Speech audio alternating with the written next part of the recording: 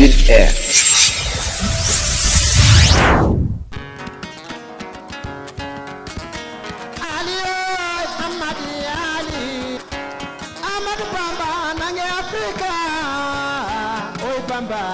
From Senegal,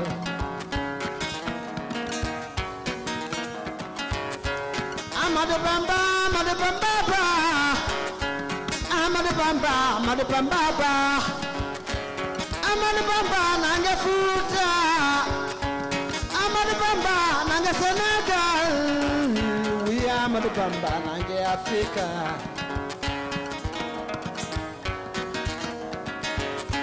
Monja kamira Armelia indi fi courant jegale juma Touba fano pijite ñoo jajoro men soro tude lampa fal lampa babul muridin ma de gandembo Jel joro meri soro fallu tude lampa fal lampa babil muridin mata gandemba baybuna fal Bamba bayu asan fal Seri fallu naro kausara fal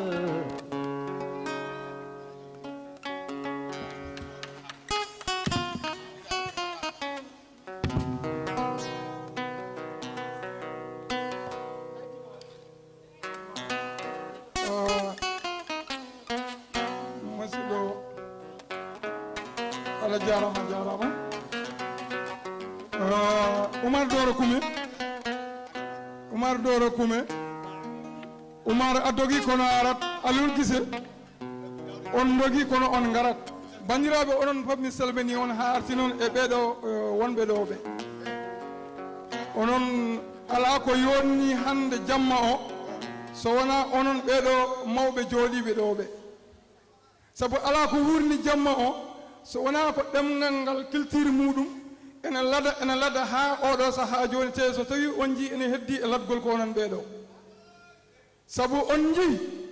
hande ko to banggue comédieji ɗi nan toon hande jeeɓeteɗi ɗi ko wayno en kucca hen mi haala inde goto ɗum ɗon fof fuɗɗi koye kele moññoje e ɓiɗo cohloji ko ɓeɗo gaddi ɗum hol sababu enen leñol men ala ɗum waɗi ɗum ko ene jogui ɗo ganduɗa ko en jettinani ɗum bandiraɓe ɓe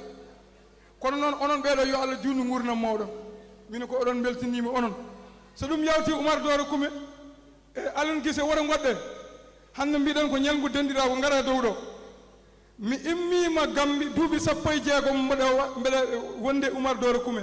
onon naalankoɓe wonɓe ɗo ɓe mumno didorno kala jaltunde son muɗum yeehi Gambi ko e junggam rewi Oumar Doro Kume waɗe e junggam nawmi ɗum toon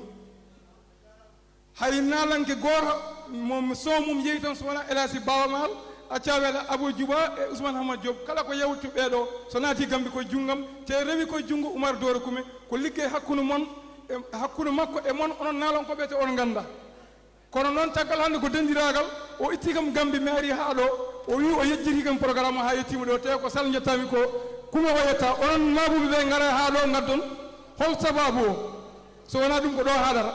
hirde nde ko ɗo haɗata mi barinde nde noon Aliou Guissé ngabbe dow so tawi oɗon jogui babiraɓe so tawi oɗon jogui babiraɓe Oumar Doro taɗa jogui babiraɗe ara ha ɗo a itti kam Gambi addi kam ha ɗo mbiɗa yejjiri kam e programme ha programme gasi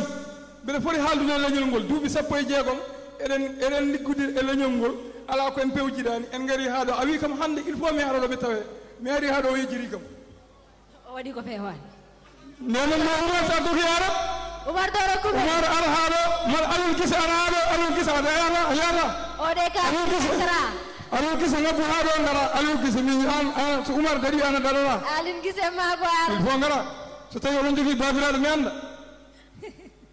waɗa ko ñalawma dendiragal mbiɗon on guitti kam Gambi on gaddi kam ha ɗo on ñaami ñebbe men on mbaɗi programme uji moɗon fof on mbi on jejjiri calsal o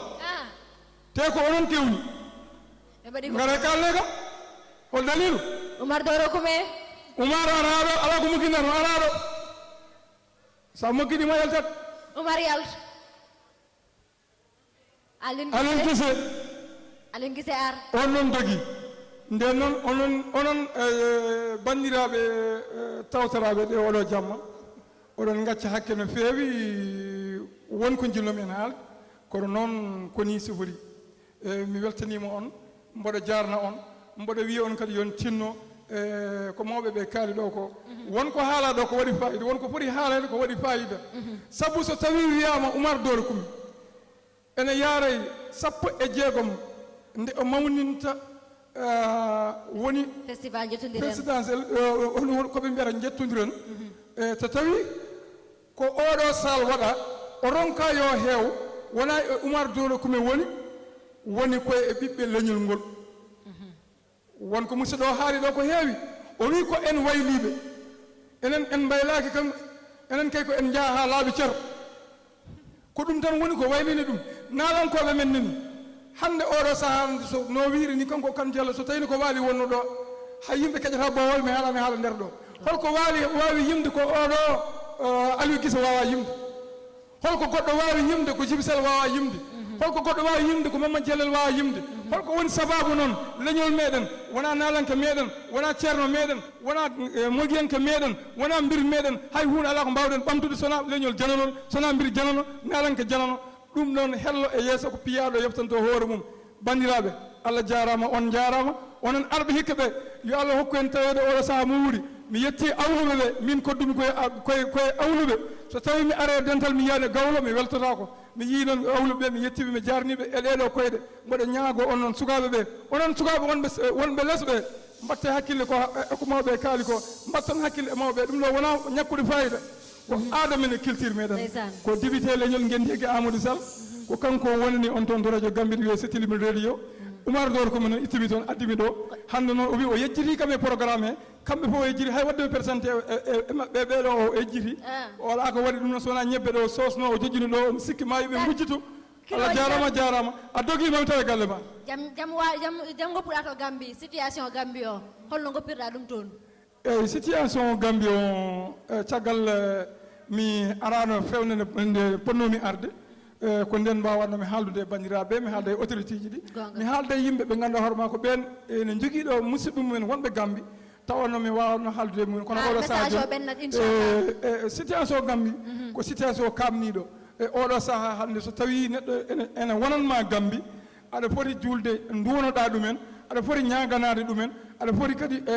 daranade ɗumen so tawi aɗa jogui darde so tawi kadi hande o aɗa jogui neɗɗo ma an toon aɗa wawi haaldude e makko mbaɗamo déplacement o ara ɗum ɗon kadi ene jogui ko nafata hen par ce que Gambie koye lawol gotol ɗo natirta aɗa ko ɗon jaltirta te hande o ala komin jii toon so wona firina Allah noon andi kono noon gonɗo ɗon o ko firino wi so tawi neɗɗo mana toon saɗa wawi wadde mo toon feere aw immo Gambie arta ene moƴƴi ha Allah waɗa jaam o wurto toon ko ɗum ɗon woni komin jii toon kono noon ndemin gimmoto ɗon nde ala jaggaɗo ala piyaɗo ala baraɗo kono ko kulol noon woni e ɓerɗe he kono eɗen ñaguinde Allah waɗante hen jaam Allah kadi enen yaw enen jorti kadi ma Allah waɗan hen jaam inchallah Allah jarama Allah lamɗo waɗa hen jaam a jarama min calmini dendagal bandiraɓe gambinaɓe kamɓe kala e kuuɓal ɗum noon c'est la fin de la 16e édition festival jettodiren 7 heures de musique tradi moderne de Pulaar. Oumar Doro Coumé remercie tous qui étaient présents ce soir mais aussi il remercie tous ses partenaires toutes ses partenaires autant pour moi à savoir Imprimerie ICAS, Attaque Vision, le groupe GMC, la radio Top FM Énergie, Top FM Horizon et le journal Témoin, ainsi que Polel Textile, Polel Caro, Polel Ameublement, ainsi qu'en même temps aussi nous remercions Imprimerie ICAS, nous remercions aussi Nouvelle Bijouterie Cheikh Tidiane